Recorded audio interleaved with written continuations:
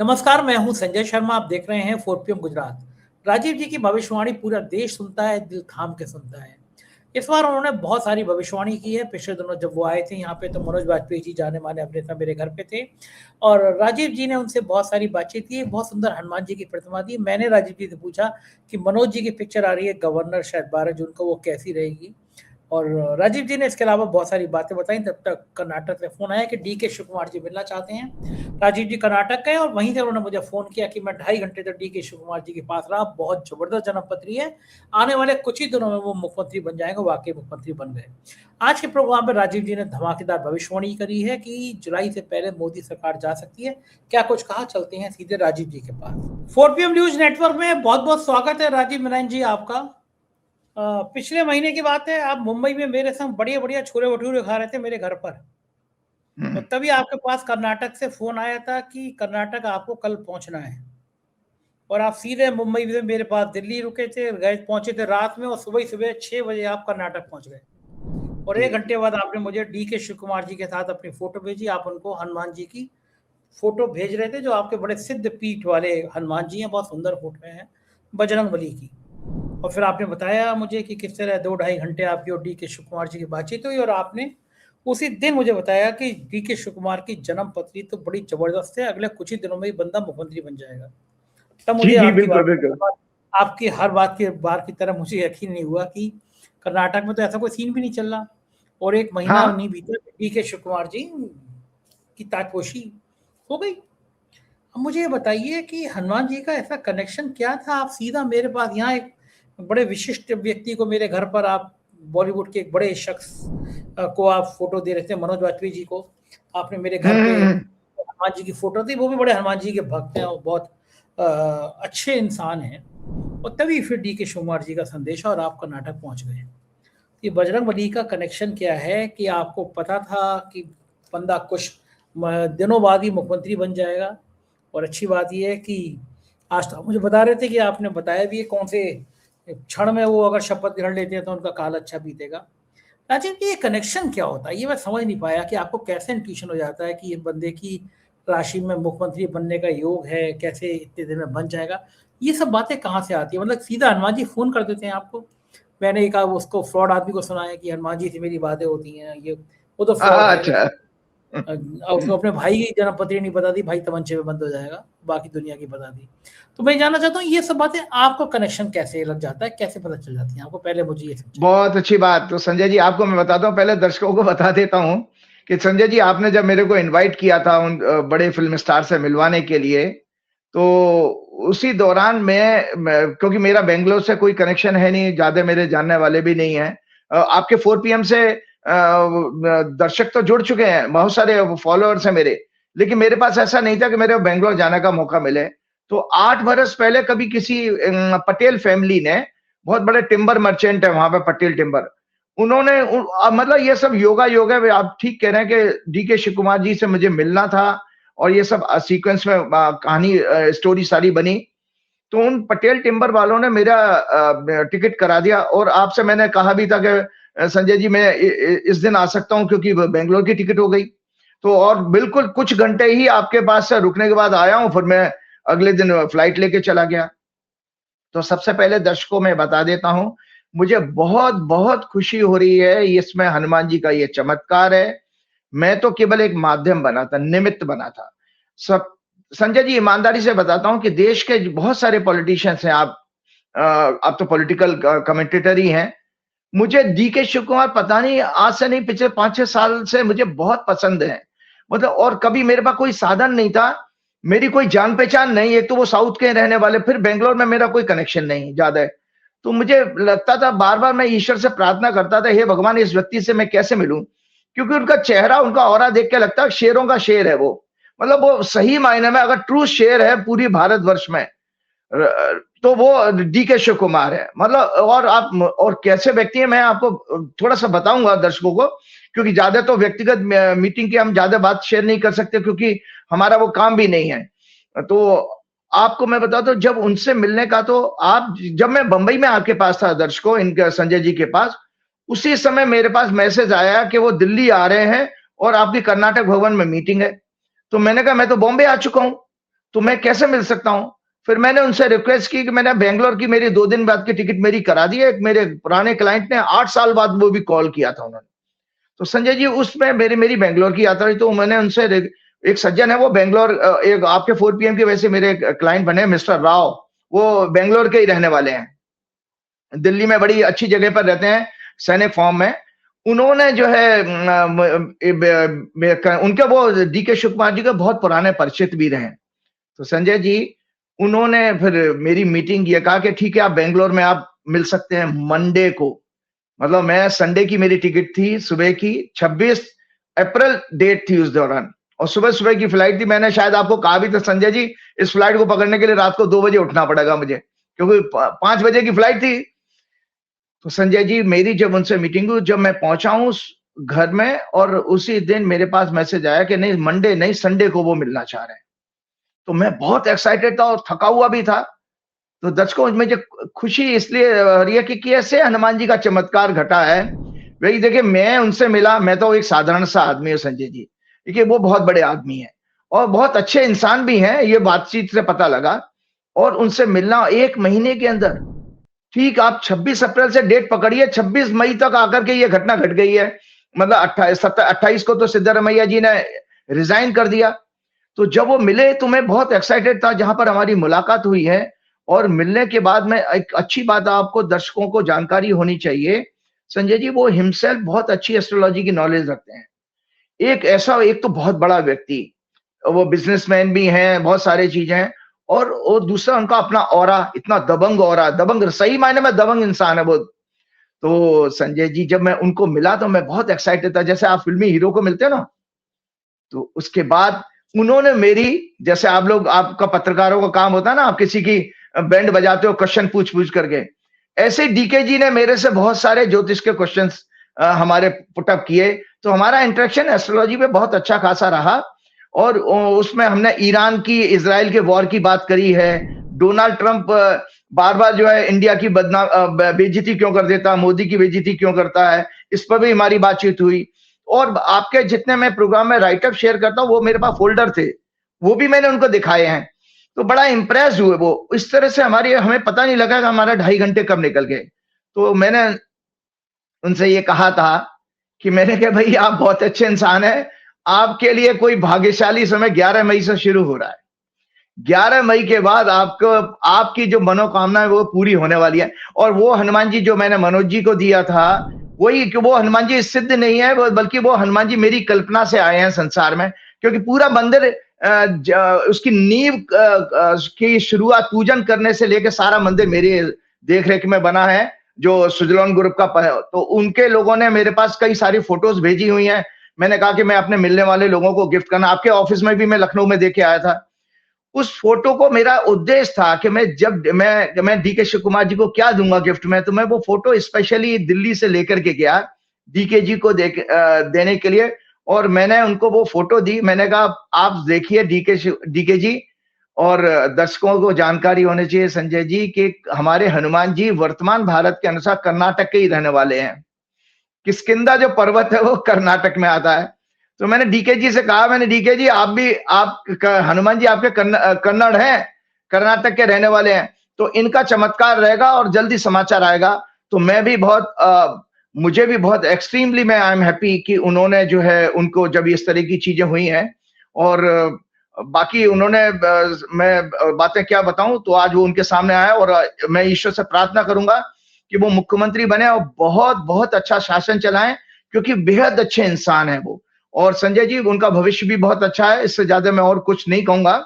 और जहां तक इससे ज्यादा ये शुभकामनाएं आपके मित्र को और आपको। मेरे को जी जी मतलब की बात बताइए। मतलब की बात ये है कि आप बहुत दिनों से कह रहे हैं कि जुलाई में मोदी सरकार गिर सकती है, गिर जाएगी। राहुल गांधी भी यही कह रहे हैं कि अब ये सरकार कुछ ही दिनों की मेहमान।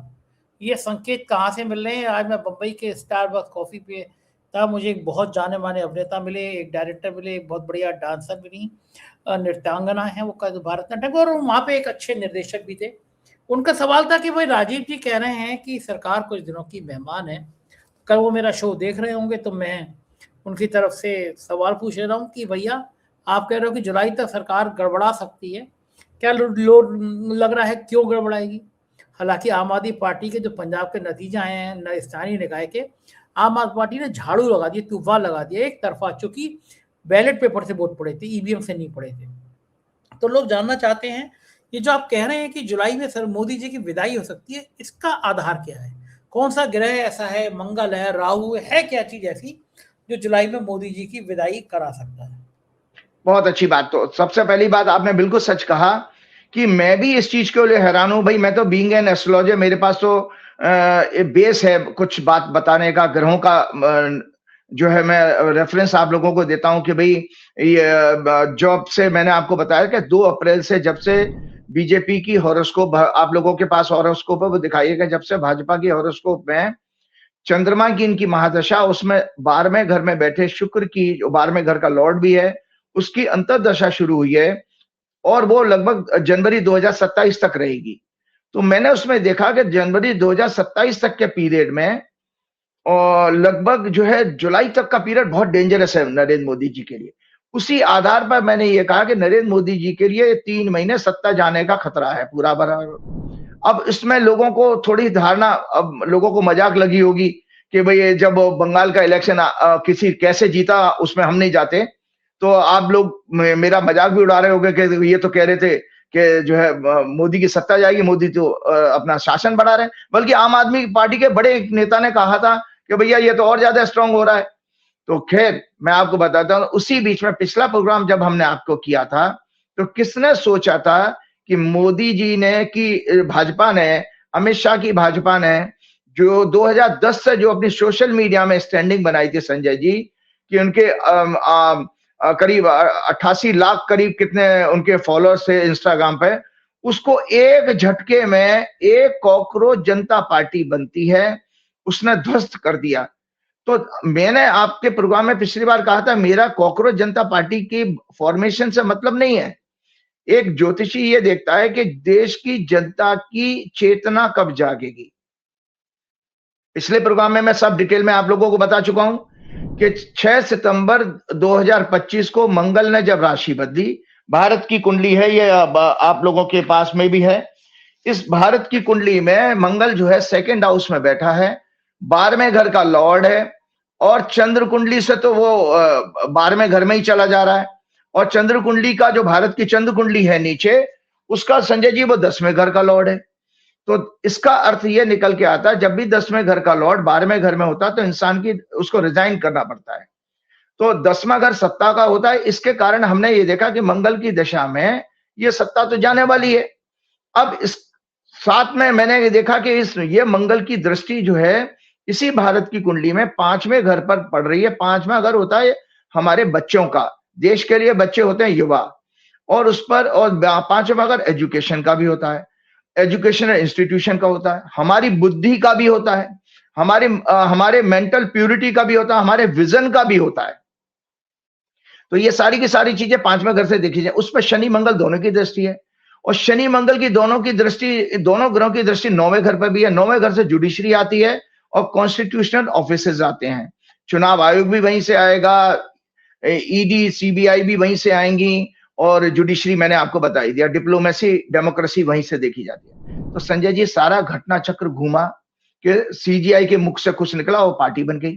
तो दर्शकों आज आपको बता देता हूं, मेरा उद्देश्य कॉकरोच जनता पार्टी नहीं था, लेकिन आज आप देखिए संजय जी, पिछले हफ्ते से इस हफ्ते में देखिए, हम भी मेन स्ट्रीम मीडिया तो नहीं दिखाएगा, हमें भी सोशल मीडिया से कई जगह है, जगह जगह संजय जी, हर राज्य के, उत्तर प्रदेश में, बिहार में, उत्तराखंड में, जगह जगह बच्चे स्टूडेंट सड़कों पे आना शुरू हो गए।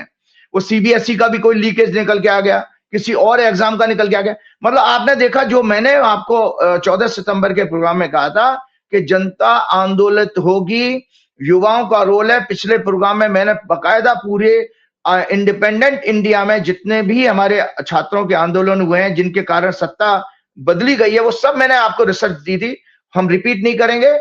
तो इसमें संजय जी जगह जगह जो आपके स्टूडेंट्स हो रहे हैं अब, और उसमें भी कोई चीजें फैक्टर जुड़ गए हैं। आज आपके बच्चे सारे वो उन मुद्दों को ले रहे हैं, पानी पीने की समस्या हो रही है भयंकर गर्मी के कारण। दूसरा बात यह है, पेट्रोल डीजल के बराबर रेट बढ़ रहे हैं। तो जो कॉज, जो आपने जनता में 12 साल से सुस्ती थी, वो सडनली क्यों चेंज हो गई? तो ये इसको हम लोग ये कहते हैं कि देखिए हम लोग ये कहते हैं कि कोई राजनीतिक नेता नहीं हटा सकता।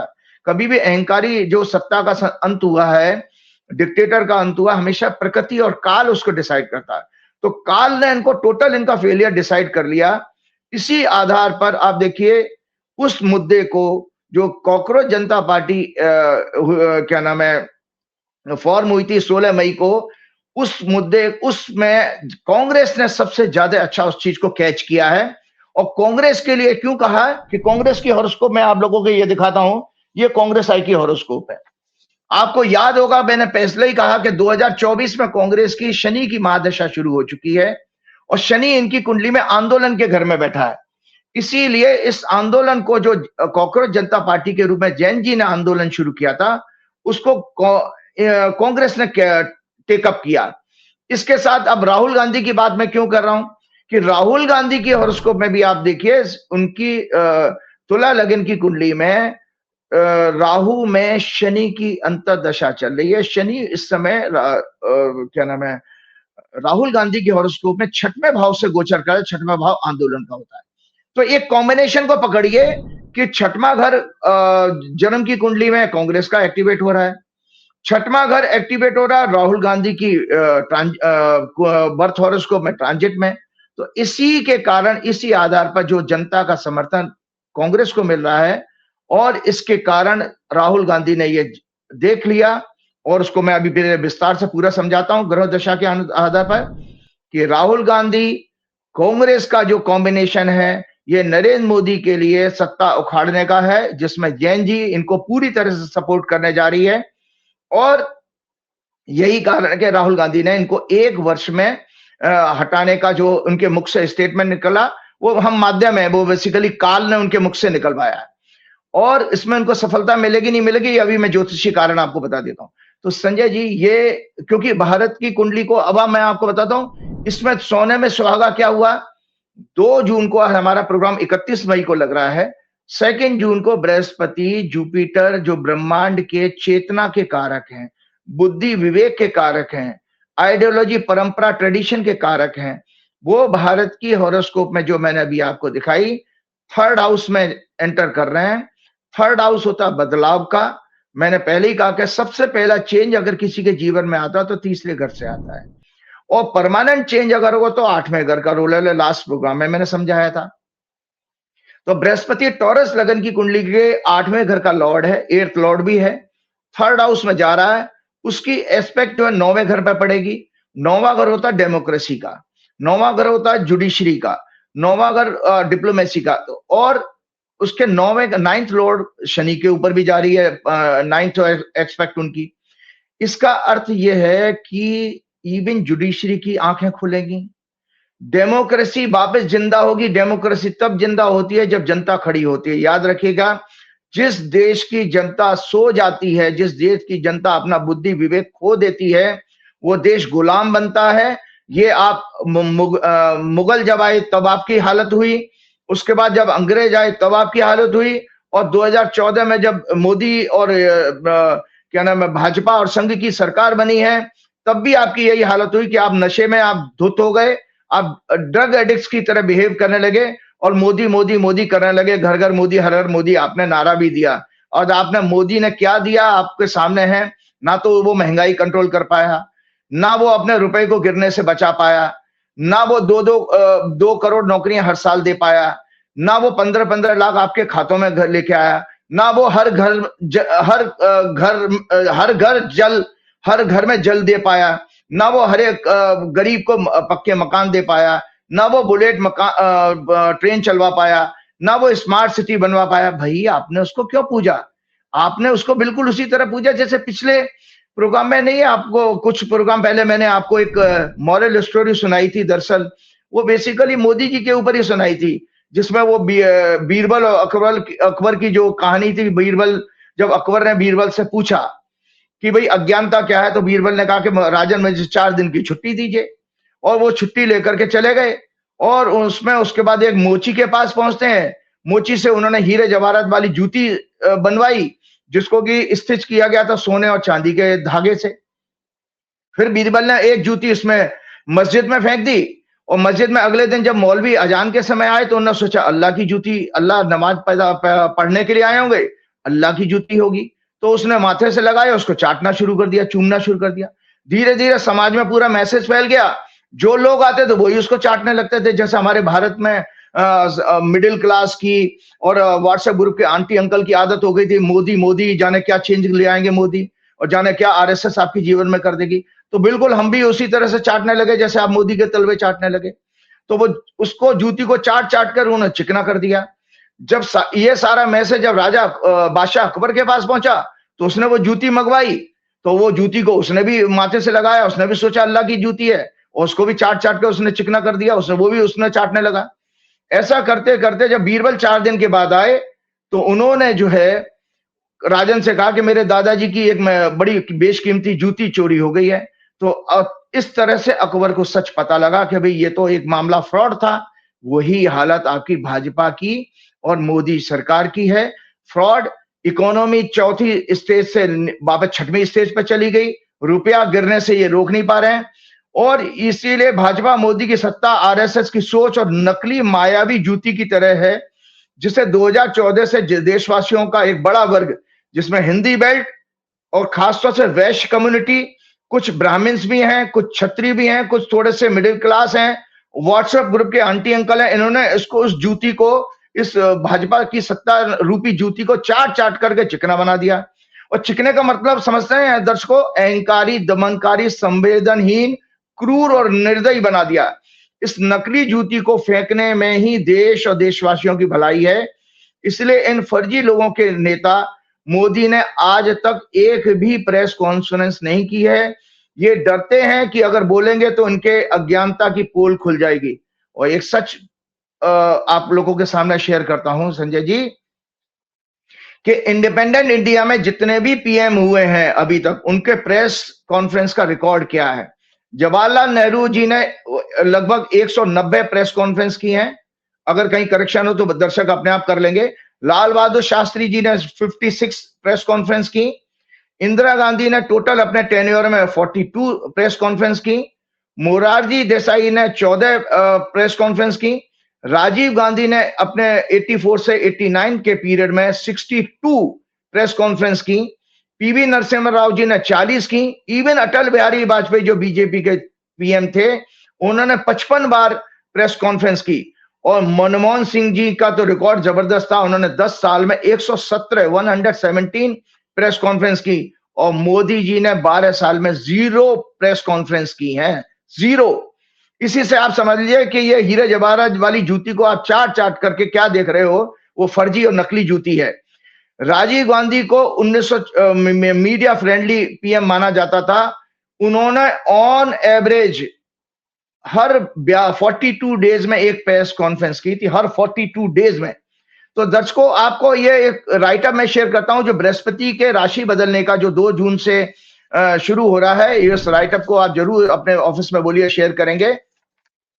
बृहस्पति के कर्क राशि में प्रवेश 2 जून 2026 करने के प्रभाव: ज्ञान, बुद्धि, विवेक, सांस्कृतिक परंपरा और आध्यात्मिक उन्नति, भावनात्मक संतुलन, परिवार, माता, घर और सुरक्षा से संबंधित क्षेत्रों में पॉजिटिव डेवलपमेंट, धन समृद्धि, भाग्य और अवसरों का एक्सपेंशन होना, विस्तार होना, दया, करुणा, नैतिकता और रिलीजियस इंक्लिनेशन, मंदिर, देवालय निर्माण या जीर्णोद्धार होना, education, educational institutions, guidance, marriage, children और मॉरल डेवलपमेंट का बढ़ना, सोसाइटी में emotional intelligence, sympathy, care, service, love, affection, respect की भावना बढ़ना, real estate, food industry, family welfare, emotional health sectors में इंप्रूवमेंट और आंतरिक शांति बढ़ेगी। ऐसा बृहस्पति के प्रभाव आप लोगों को इस कर्क राशि में आने से मिलेंगे। तो मैं अब आपको बताता हूं कि राहुल गांधी की जो हॉरोस्कोप है, दर्शकों आप ये क्या नाम है, इनको शेयर कीजिएगा, मैंने आप लोगों के ऑफिस में दी हुई भी है। ये राहुल गांधी की हॉरोस्कोप है। तो इस बृहस्पति के बदलने का प्रभाव क्या होगा कि जो राहुल गांधी ने संकल्प लिया 1 साल में मोदी को सत्ता से उखाड़ने का, वो कितना सच होने वाला है, ये मैं इस मेरे एनालिसिस से आप समझिएगा। राहुल गांधी की वर्तमान ग्रह दशा, जब जुपिटर इनके 10वें भाव यानी कर्क राशि में प्रवेश करेगा, 10वें घर में, ये तुला लगन की कुंडली में 10th हाउस में जा रहे हैं जुपिटर। जब जुपिटर अपनी एक्सोल्टेशन साइन उच्च की राशि में प्रवेश करेगा, उस समय ब्रह्मांड में मीन लगन उदय हो रहा है। दर्शकों, ये हॉरोस्कोप और मैं शेयर करता हूं। हम लोग क्या करते थे, जब भी मेजर प्लेनेट कोई चेंज होता था तो उस समय, जिस समय पर वो ग्रह राशि बदल रहा है, उस समय भी एक हॉरोस्कोप बना लेते थे। उससे ये पता लगता है कि इस ग्रह का स्वभाव कैसा रहेगा रिजल्ट देने का। वो अगर उसका लगन में, तो वो उसके रिजल्ट कमजोर आते हैं, चाहे वो शनि हो, मंगल हो, या क्या नाम है, बृहस्पति जैसे बड़े समय को होल्ड करने वाला। तो ये हॉरोस्कोप है दर्शकों, जिसमें आप देख सकते हैं मीन लगन उदय ब्रह्मांड में, बृहस्पति राशि बदलेंगे 2 जून को सुबह 1:49 AM पर, और उस समय मीन लगन ब्रह्मांड में उदय हो रहा है। मीन लगन में शनि लग्न में है, मंगल दूसरे घर में, सूर्य तीसरे घर में, बुध और शुक्र चौथे घर में, जुपिटर एक्सोल्टेड होकर के 5वें घर में होंगे, चंद्रमा 10वें घर में होगा, बुध और शुक्र उसको देख रहे हैं, केतु 6वें घर में, और राहु इसमें जो है आपके 12वें भाव में। तो राहुल गांधी की इस हॉरोस्कोप में मीन लगन आता है 6वां भाव। तो जब जुपिटर मून, और उसमें मून मैंने बताया 10वें घर में बृहस्पति की राशि में होगा, और शनि की 10वीं दृष्टि से इन्फ्लुएंस हो रहा होगा। और जुपिटर अपनी राशि और लग्न को शनि को भी प्रभावित कर रहा है इस ट्रांजिट में। अर्थात राहुल गांधी की हॉरोस्कोप में ये, और जुपिटर का ट्रांजिट दर्शकों 1 ईयर का होता है। तो जो राहुल गांधी की 1 साल में सत्ता उखाड़ने की बात है, यहां से सिद्ध हो रही है, जो ग्रह स्पष्ट कर रहे हैं कि बृहस्पति का 1 साल का गोचर, राहुल गांधी के मुख से 1 साल का निकलना, तो राहुल गांधी में पूरे वर्ष, और संघर्ष का भाव मजबूत हो रहा है राहुल गांधी का, तो पूरे वर्ष संघर्ष, प्रोटेस्ट, ग्रोथ, चुनौतियों के भाव 6th हाउस को, और उसमें ट्रांजिट कर रहे इनके अंतर्दशा के स्वामी शनि को मजबूत करेगा ये बृहस्पति, जो 2 जून से 2 जून से हो रहा है। शनि इनकी बर्थ हॉरोस्कोप में लग्नेश शुक्र के नक्षत्र में है, और वो शुक्र 10वें भाव में वेल प्लेस्ड है, अमल कीर्ति योग बना रहे हैं। राहुल गांधी की वर्तमान दशा राहु, शनि, मंगल, चंद्र 2 जून को, 2 जून की भी दशा मैंने निकाली। यही कारण है कि राहुल गांधी एक डीप, 8वां घर होता है डीप स्ट्रेटेजी का, और प्लानिंग का होता है 5वां घर। राहु उनकी हॉरोस्कोप में 5वें घर में प्लेस्ड है, शनि की राशि में है, तो इसीलिए राहुल गांधी की प्लानिंग और स्ट्रेटेजी इतनी डीप और इतनी सक्सेसफुल हो रही है। यही कारण है कि राहुल गांधी एक डीप स्ट्रेटेजी प्लानिंग के साथ नरेंद्र मोदी की भ्रष्ट विदेश नीति, इकोनॉमी, एजुकेशन पॉलिसी और अन्य वेलफेयर पॉलिसीज, डिप्लोमेसी में टोटल फेलियर वाली सरकार, उसके पूरे इकोसिस्टम कौन सा है, गोदी मीडिया, तलवे चाटने वाले film actors, corporate leaders, media houses, RSS etcetera को एक्सपोज करने में, और फिर इस सरकार को उखाड़ने में राहुल गांधी सफल होंगे। ये मैंने आज आपको एस्ट्रोलॉजिकल विवेचना से समझा दिया। अब लगे हाथों में कांग्रेस की कुंडली जो मैंने आपको दिखाई थी, वो मीन लगन की है। जिस लगन में बृहस्पति कर्क राशि में प्रवेश करने जा रहे हैं, वही लगन कांग्रेस की जन्म कुंडली का है। और कांग्रेस की वर्तमान में दशा चल रही है शनि, शनि, शुक्र, मंगल, शनि। शनि 6वें घर का लॉर्ड है, शुक्र 10वें घर में प्लेस्ड है और 3rd लॉर्ड है, मंगल 5th हाउस लॉर्ड है, और मंगल 5th हाउस में बैठे हैं, जबकि 9th लॉर्ड है, और शनि 6, और उदय लग्न बृहस्पति के राशि परिवर्तन पर इनका जन्म लगन ही बना है। अतः राहुल गांधी को उनके संघर्ष और फाइट में पूरी पार्टी का, आम जनता का, युवाओं स्पेशली जेन जी का पूरा समर्थन मिलेगा मोदी सरकार को हटाने में। इसी तरह से भारतवर्ष की जो हॉरोस्कोप मैंने आपको बताई है, उसमें भी बृहस्पति के राशि परिवर्तन को मैं समझा देता हूं। भारत की हॉरोस्कोप में जुपिटर परिवर्तन, संघर्ष, प्रोटेस्ट, आंदोलन के 6वें भाव में प्लेस है जन्म कुंडली में, जो 10th हाउस को 5वीं दृष्टि से, 2nd हाउस को 9th एस्पेक्ट से, और 12th हाउस को 7th एस्पेक्ट से दृष्टि दे रहे हैं। साथ ही महादशा के स्वामी को भी प्रभावित कर रहे हैं, जो 2nd हाउस में प्लेस है। बृहस्पति के राशि परिवर्तन पर उदय लग्न इस हॉरोस्कोप का लग्न से 11th और चंद्र कुंडली से 9th हाउस है।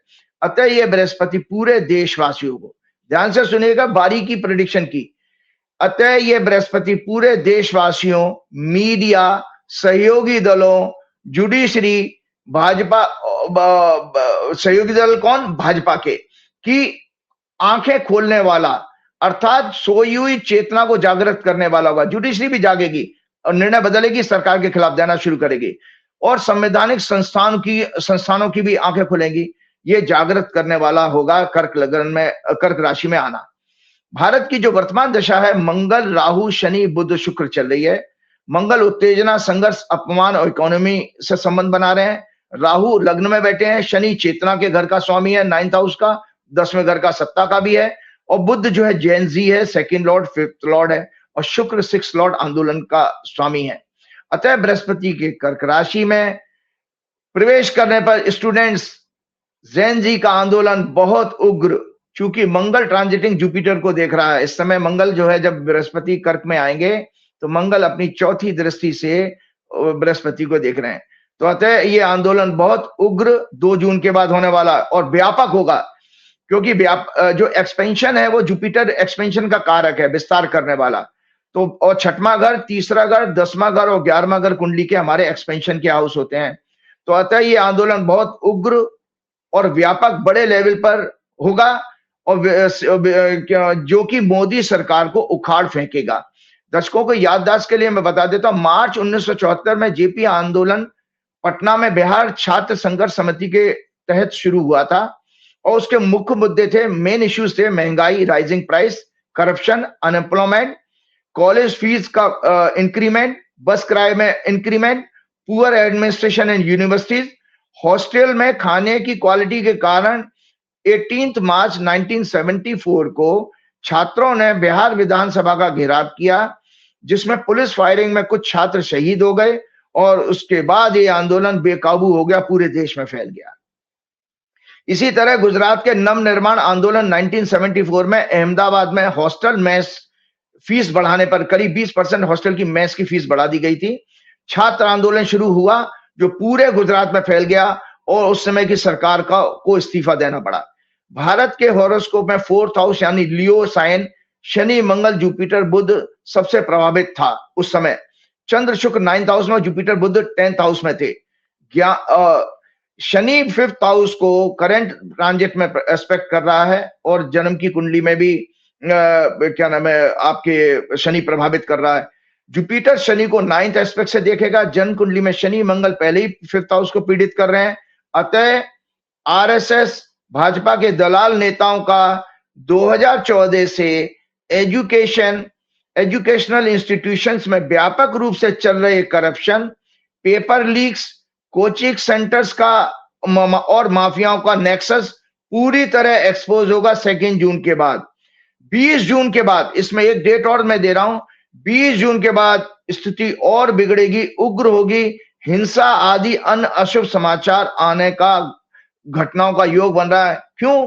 क्योंकि 20 जून को मंगल जो है महादशा का स्वामी भारत की कुंडली का, वो जो है इसमें लग्न में प्रवेश करेगा, टॉरस में, और शनि की 3री दृष्टि से पीड़ित होगा। तो संजय जी, एक और मैं अब एक मेरे पास हॉरोस्कोप आई है, मैं उसको डिस्कस करता हूं।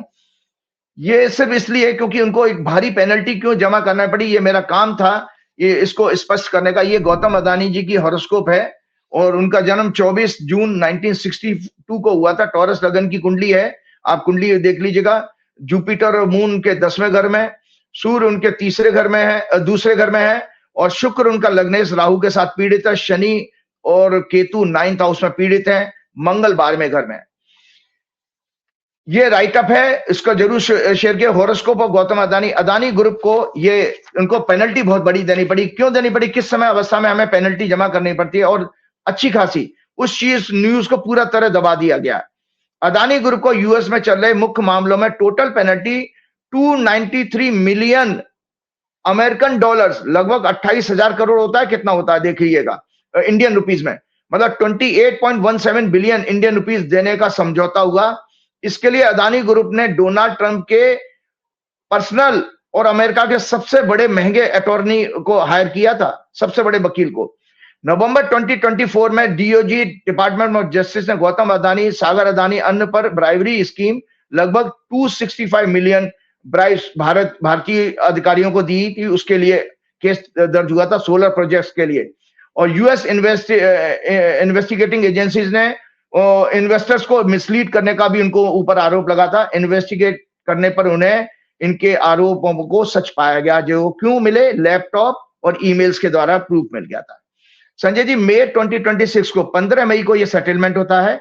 ये डिटेल है, आप देखिएगा, बहुत बड़ा अमाउंट है, ये आप लोगों को पता नहीं है कि कहां से कैसे पैदा किया। गौतम अदानी को 6 मिलियन सिविल पेनल्टी लगी है, अमेरिकन डॉलर। सागर अदानी को 12 मिलियन डॉलर की, अमेरिकन डॉलर की पेनल्टी ली। टोटल 18 मिलियन विदाउट एडमिटिंग और डिनाइंग एलिगेशन। कोर्ट ने फाइनल जजमेंट पास किया जिसमें दोनों को सिक्योरिटीज फ्रॉड लॉज के अंतर्गत दोषी पाया गया था, वो सेटलमेंट हो गया। इसके अतिरिक्त ट्रेजरी सेटलमेंट और हुआ है। अदानी एंटरप्राइजेज ने 275 मिलियन अमेरिकन डॉलर को जो ईरान सैंक्शंस के वायलेशंस के लिए, इनके बंदरगाह पे ऑयल वगैरह आया था, उसके लिए अमेरिकन एजेंसी ने 275, तो 275 प्लस 18 293 अमेरिकन डॉलर की इनको पेनल्टी लगी। याद रहे, क्राइम प्रूव हुआ तभी तो अदानी ग्रुप को इतना बड़ा अमाउंट एज पेनल्टी देना पड़ा। अगर क्राइम नहीं था तो भैया इतना बड़ा अमाउंट कैसे दे दिया आपने? काल ने इनको एक्सपोज करने के लिए पहले ब्राइब के रूप में इंडिया में 265 मिलियन डॉलर दिलवाए और फिर इतना ही पनिशमेंट। तो इस समय जब ये अदानी जी की क्यों होगा, हमारे आपके जीवन में भी ऐसा आ सकता, तो इसलिए वो स्पष्ट करने के लिए केस स्टडी के रूप में मैंने बताया कि इनकी जो 15 मई 2026 को दशा थी, शुक्र, जुपिटर, केतु, मार्स और मंगल इनके 12वें घर का लॉर्ड है। तो 12वां घर विदेश का होता है, विदेश में पेनल्टी का होता है, या तो सजा हो या आपको और 12वां घर टॉरस लगन के लिए 7वां घर का लॉर्ड भी है, 7वां घर का सेटलमेंट होता है। इसीलिए लग्नेश एमडी लॉर्ड वीनस जो 12th हाउस में सूर्य, बुध लग्न में शनि से पीड़ित हो रहे थे, केतु 4th हाउस में, मंगल पेनल्टी पनिशमेंट विदेश में 12वें भाव होता, जो इस घटना को कंफर्म कर रहा है कि इनको इतनी बड़ी पेनल्टी देनी पड़ी।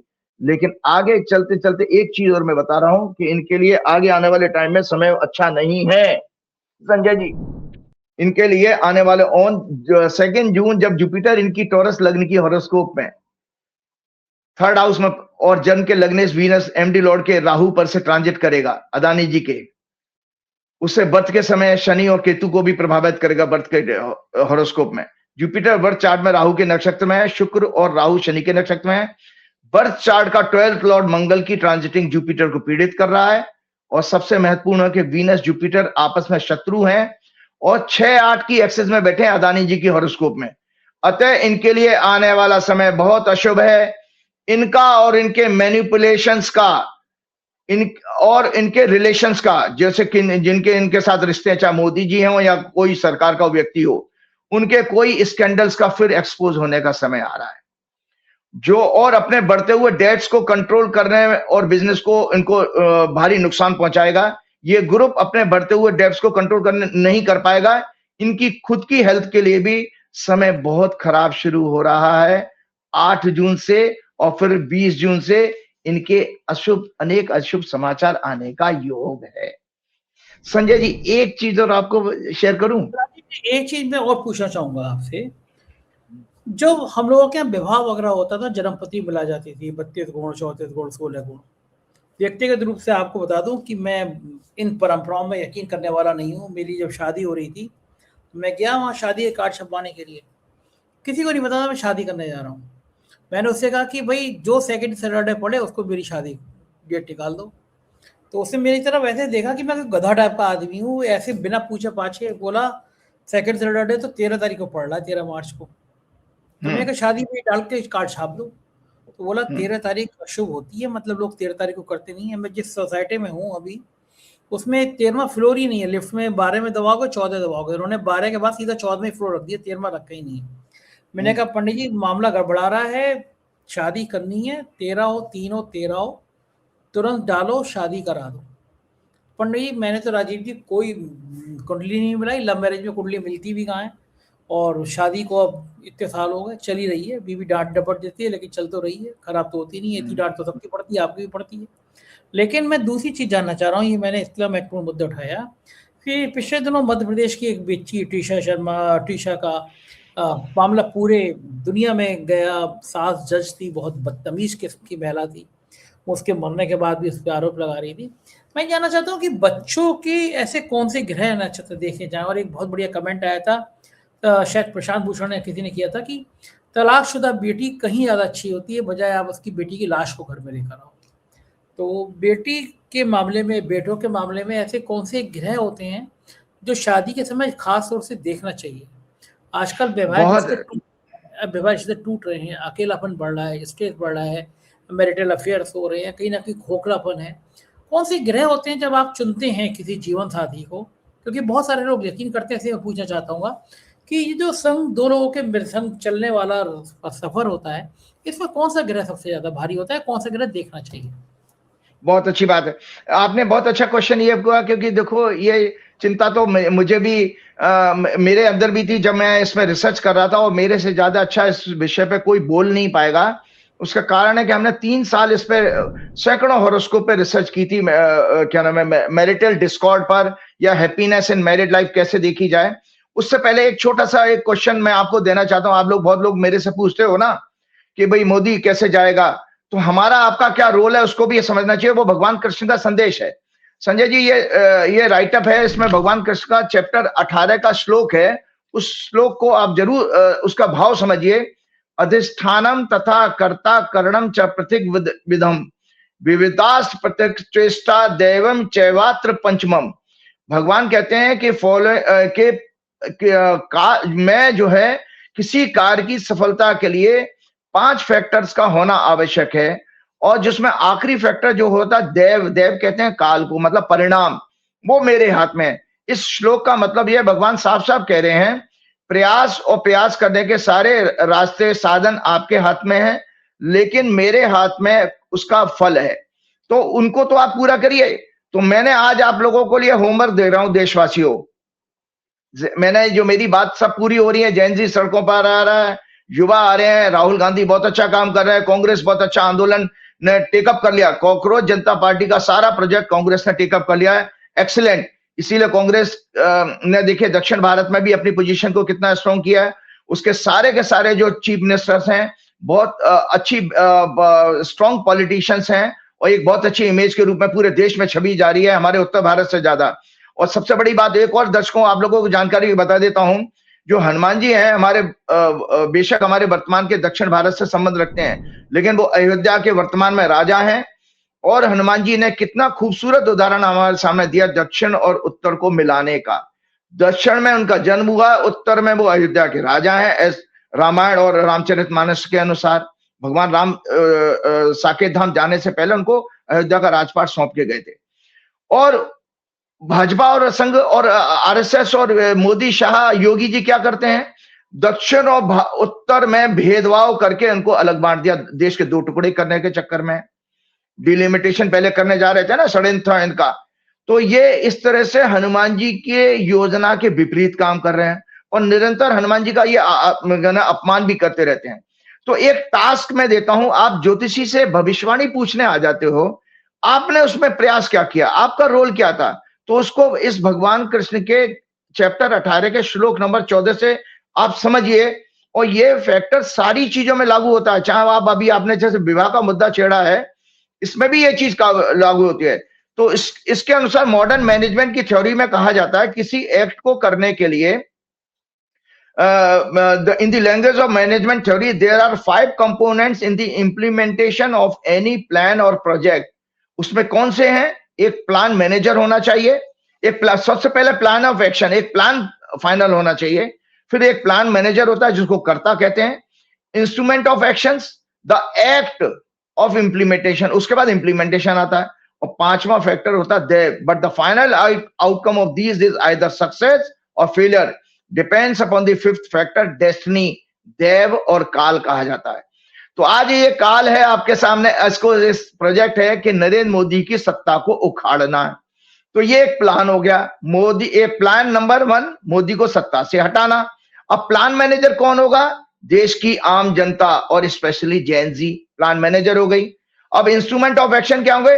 प्रचार, गोष्ठी, भाजपा का सामाजिक बहिष्कार और राजनीतिक पार्टियों का बहिष्कार, मीडिया मेन स्ट्रीम का बहिष्कार, घरों से बाहर निकलना, सड़क से संसद तक के सिद्धांत पर कार्य, और सोशल मीडिया प्लेटफॉर्म में इनको एक्सपोज करना, इनको वीडियो बनाना, इनके ऊपर कमेंट करना, इनसे प्रश्न पूछना। और एक्ट ऑफ इम्प्लीमेंटेशन एक्ट क्या है? आंदोलन, चक्का जाम, नेताओं का घेराव, मीडिया, सरकार का घेराव, अफसरों, जजों से प्रश्न पूछना, इनके स्कैंडल्स को हर तरह से सोशल मीडिया के जरिए इनको एक्सपोज करना, पब्लिक सेमिनार्स के द्वारा कंटिन्यूअस एक्सपोज करना। तो तब जाकर डेस्टिनी, जो मैं आपको बता रहा हूं, मेरा काम ज्योतिषी होने के नाते ये था, मैं आपको बार बार बता रहा कि नरेंद्र मोदी की सत्ता जाएगी। भाई मैं ही तो था जिसने कहा था कि नरेंद्र मोदी को वो पूर्ण बहुमत नहीं मिलेगा, और देखिए वो 2024 में उनको हंग पार्लियामेंट के रिजल्ट आए। तो ये काल को आप मेरी बात को पकड़ लीजिएगा कि 1 जून 2000। और संजय जी एक खुशखबरी आपको बताता हूं, मुझे बहुत बहुत मैं धन्यवाद देता हूं दर्शकों को कि आज का जो प्रोग्राम है पूरा एग्जैक्टली 3 साल हो चुके हैं। दर्शकों, मैं आपके इस प्यार और सम्मान के लिए और आदर के लिए मैं बहुत बहुत आप लोगों का हृदय से आभारी हूं। आप इसी तरह से मुझे पसंद करते रहें और मैं आपकी सेवा में लगा रहूं, ऐसी मुझे आपसे प्रेरणा मिलती है। तो ये मैं आपको जो 3 साल से जो कह रहा हूं, वो बार बार ये कह रहा हूं कि ये सत्ता खत्म होने वाली है, उसके सारे संकेत आप लोगों के पास मौजूद हैं। अब मैं संजय जी आपका इस प्रश्न को लेता हूं। बेहद सेंसिटिव इश्यू है, बेहद सेंसिटिव इश्यू है। कुंडली में जो हॉरोस्कोप में लगन से हम देखते हैं दर्शकों शरीर, और उसके जस्ट अपोजिट 180 डिग्री पे स्पाउस होता है।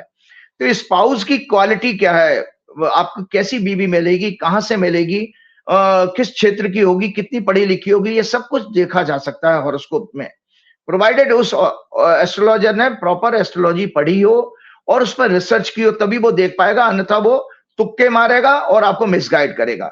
तो एक टेक्निकल राइटअप है जो इस विषय को समझना चाहिए, क्योंकि जो अभी जिस बच्ची के साथ हुआ, इसी तरह का सिमिलर इंसिडेंट आप लोगों को दर्शकों याद होगा। एक और इंसिडेंट अभी ये जो कौन सी बच्ची है, ट्विशा शर्मा की जो मर्डर हुआ है, 5 महीने में डेथ हो गई है।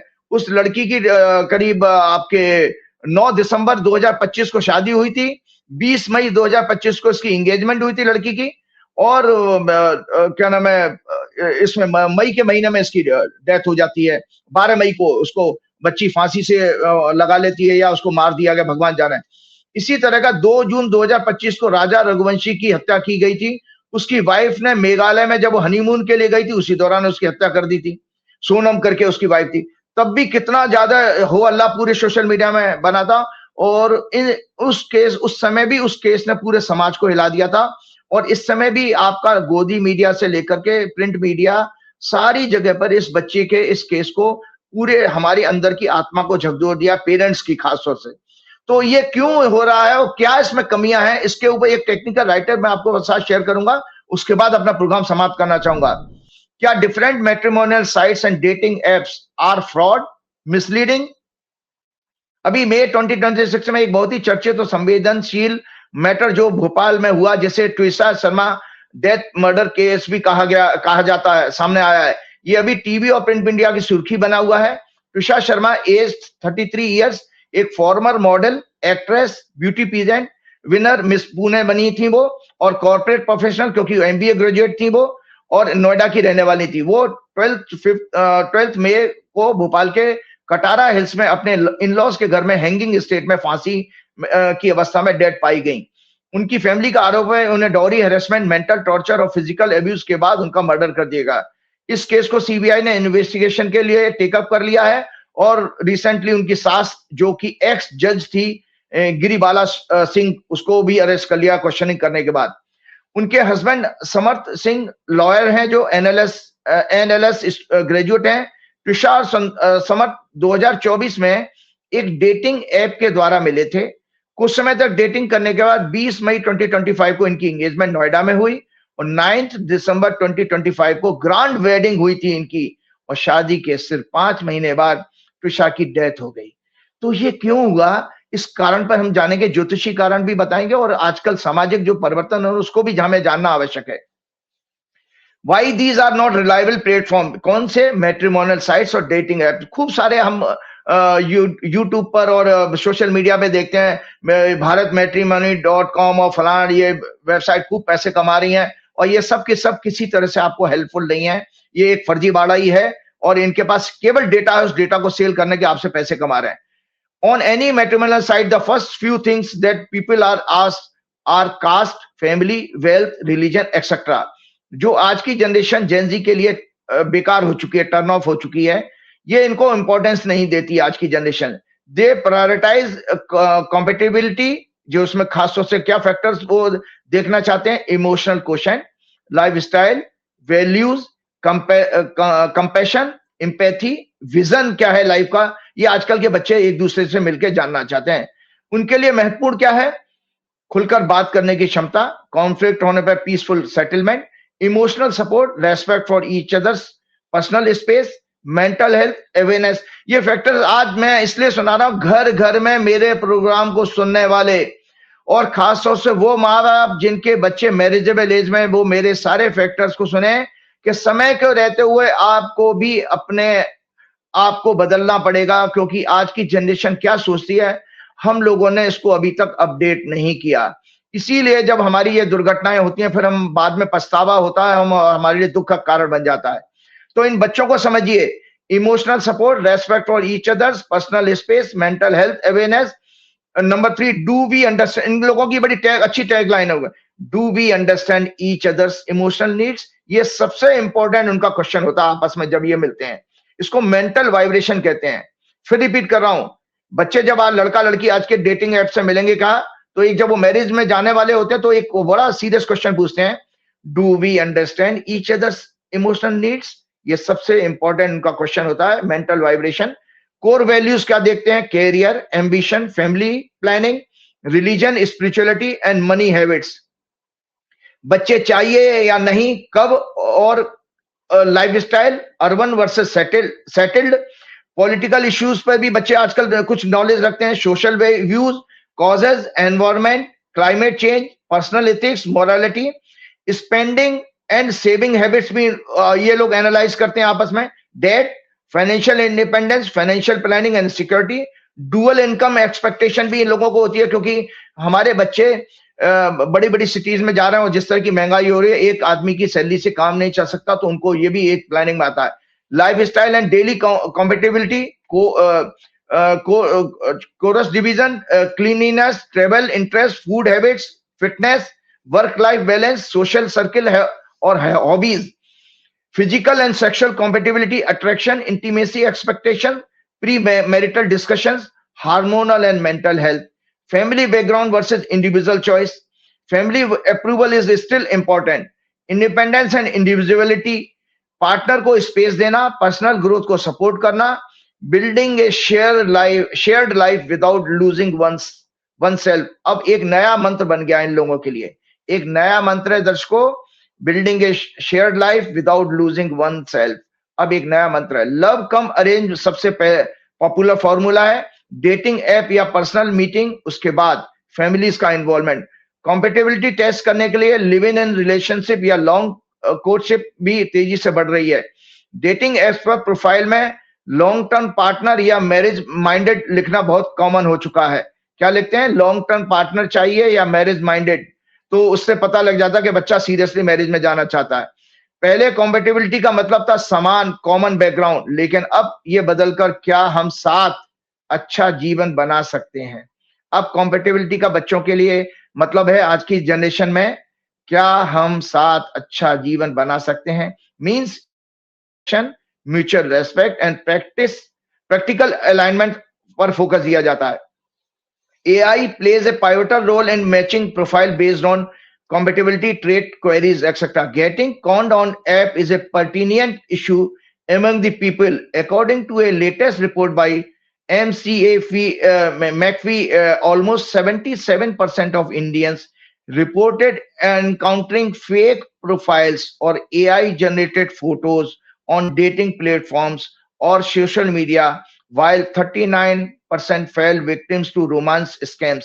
तो ये AI का यूज होने से फेक प्रोफाइल बहुत ज्यादा मिलने लगी हैं, और फेक प्रोफाइल के साथ साथ जो है ये बच्चे जो है उसमें ट्रैप भी हो जाते हैं. और इसके अलावा आपको बताऊं, सबसे बड़ी बात यह है कि संजय जी, मानवता का हमको ये जानना चाहिए कि इसमें एस्ट्रोलॉजी हमारी क्या मदद कर सकती है. तो जो आप ये बात कर रहे थे कि आपने कुंडली नहीं मिलाई, तो मैं आपको जानकारी के लिए बता देता हूं। मानवता का सर्वप्रथम नॉलेज वेदों के अनुसार विवाह 16 संस्कारों में से 15वां संस्कार है। उसके बाद हमारा 16वां संस्कार अंतिम संस्कार होता है, मतलब दी end of life. Bharatiya Samaj में मैरिज केवल एक मेल और फीमेल का रिलेशन नहीं है, बल्कि एक स्टेबल सोशियो रिलीजियस इंस्टीट्यूशन है, जहां बॉय और गर्ल अग्नि को साक्षी मानकर आपस में सुख और सौहार्द के साथ रहने के लिए 4 फेरे राउंड्स अराउंड दी हवन कुंड, जो धर्म अर्थ काम मोक्ष को सिग्निफाई करते हैं, वो लेते हैं। दर्शकों को पिछले प्रोग्राम में भी एक बार कुछ महीने पहले भी मैंने बताया था लास्ट ईयर कि हमारे यहाँ शास्त्रों के अनुसार 4 फेरे होते हैं, 7 फेरे नहीं होते। 7 फेरे फिल्मों में दिखाए जाते हैं। तो 4 फेरे कौन से होते हैं? वो आपके कमिटमेंट होते हैं, धर्म अर्थ काम मोक्ष, जो हमारे पुरुषार्थ वेदों में कहे गए हैं। पहला फेरा अर्थ का, तीसरा फेरा काम का, चौथा फेरा मोक्ष का। और क्या होता है, फर्स्ट 3 फेरे में लड़की गर्ल बॉय से आगे रहती है और अंतिम फेरे में बॉय यानी मोक्ष के लिए बॉय लीड करता है लड़की को। Marriage gives us legal, emotional, financial, economical support and backup.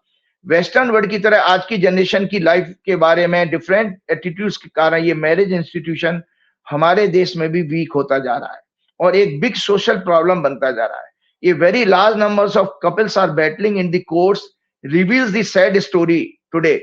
आज की यंग लेडी फाइनेंशियली, इकोनॉमिकली और इंडिपेंडेंट लाइफस्टाइल वैल्यूज की सोच वाली है और heaven like comforts, speedy travels, quality of entertainment, endless desire of materialism, lifestyles, overuse of social media, electronic gadgets, more screen time, working stress, lack of sleep, late night wakening, इससे body की hormonal, जो देर से रात को बच्चे सोते हैं उसके क्या खराब हो रहा है, इससे बॉडी की हार्मोनल हेल्थ और repair system, nervous system weak होने लग जाता है।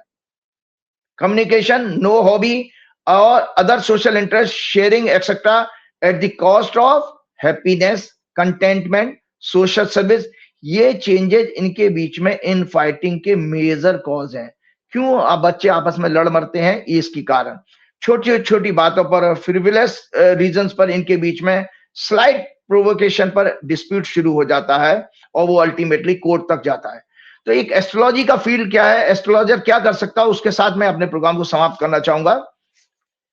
Importance of astrology and its help. From the perspective of astrology, it is the configuration of planets, their combination and alignments. Promise, जिसको कहते हैं हॉरोस्कोप में प्रॉमिस विवाह का कैसा है, जिसको प्रारब्ध भी कहा जाए, in the horoscope and the sequence of planetary dasha. जो दशा पैटर्न हमको मिलता है वो भी विवाह की जीवन को की लाइफ क्वालिटी को बता सकता है। Sequence of planetary dashas and transit, कर्मों का ट्रांजिट कहते हैं, कर्मों और दशा के फल को कहा जाता है कर्मों का फल। दशा का सीक्वेंस ऑफ ट्रांजिट ये कर्म का फल बताता, विधि का विधान। That decide whether a marriage और रिलेशनशिप विल स्नैप और last, whether there will be gains in terms of children, property, financial security, growth and career achievements, whether there would be happiness from it और gloom, क्या इसमें सुख मिलेगा या दुख मिलेगा, ये आपकी हॉरोस्कोप देख के बताया जा सकता है। तो number 1, astrology helps in planning a marriage and even strategize for its survival. Sociologists and psychologists do a macro level study of people, their behavior patterns and the society, while an educated astrologer do an in-depth micro level study and aspects of each area and subjects of the lives of both boys and girls. As it peeps into destiny. In between these two categories also come psychiatrists, clinical psychologists, and marriage counselors. A well-educated astrologer can be a very good help because he can study and understand the physical, mental, as well as intellectual needs of both boys and girls before marriage and even without meeting them, and can guide them with pre-marriage counseling and explain them their individual promise of destiny. An astrologer can give them better solution to them than the other available professional because he is the person who is able to read their destinies. With astrological insight and spiritual advancement, their mindset can be changed, and so can bring happiness and contentment and motivate them to become a responsible person of the society. Sanjay ji, regular prayers जल्दी से खत्म करता हूं आपको। regular prayers, meditation, correct and deep breathing practice, yoga asana, regular walking in the nature helps in shedding our egos, anger, and help in controlling the stress, anxieties, depression, desires. We may also learn to excuse or forgive people, become more humble, empathetic, serving attitude, and accountable and accommodable हो जाते हैं. By making a relationship as a spiritual, pure love किसको कहते हैं Sanjay ji? Love का मतलब physical intimacy नहीं है, प्यार का मतलब उसमें लव में तो आप नफरत वर्ड आएगा ही नहीं, आप उसके नाराजगी को भी फिर आप उसको माफ करोगे. By making a relationship as a spiritual, spiritual relationship क्या कहलाती है? Means thinking a privilege to serve and understand it. Such relationship only can enhance our vision of our lives. Remember, expectation and possessiveness are the two biggest enemies of any relationship. We must practice detachment, silence, and respect each one's own space. तो ज्योतिष 3 चीजें आपकी help करती है. उसके साथ programme खत्म करता हूं. एस्ट्रोलॉजी की हेल्प से परमात्मा ने जो हमें फ्री विल दी है इंप्रूवमेंट के लिए, मैरिज या मैरिड लाइफ को इंप्रूवमेंट के लिए, उसे करेक्टली इस तरह मैरिज के रिलेटेड मैटर्स में यूज किया जा सकता है. Sanjay ji, matching of horoscope, वो जो नहीं गुड़ मिलान नहीं जो पंचांग में दिया जाता, वो सब बकवास है. दर्शकों पहले ही मैं बता चुका हूं, वो सबसे फेक एक्सरसाइज है. Matching of horoscope with detail study of each houses of both the horoscope. It means in-depth study of planetary combination and alignment. Number 2, the best and auspicious muhurat of marriage, depending upon the horoscope of boys and girls, including transit and dasha. ऐसा नहीं है कि विवाह के जो मुहूर्त पंचांग में दिए वो सबके लिए लागू होता ना. लड़का लड़की की दोनों की कुंडली को कंबाइंड स्टडी करके जो मुहूर्त निकलेगा वो उस मैरिज के लिए होगा. और सिंसियर वैदिक रिचुअल्स बाय लर्नेड आचार्य.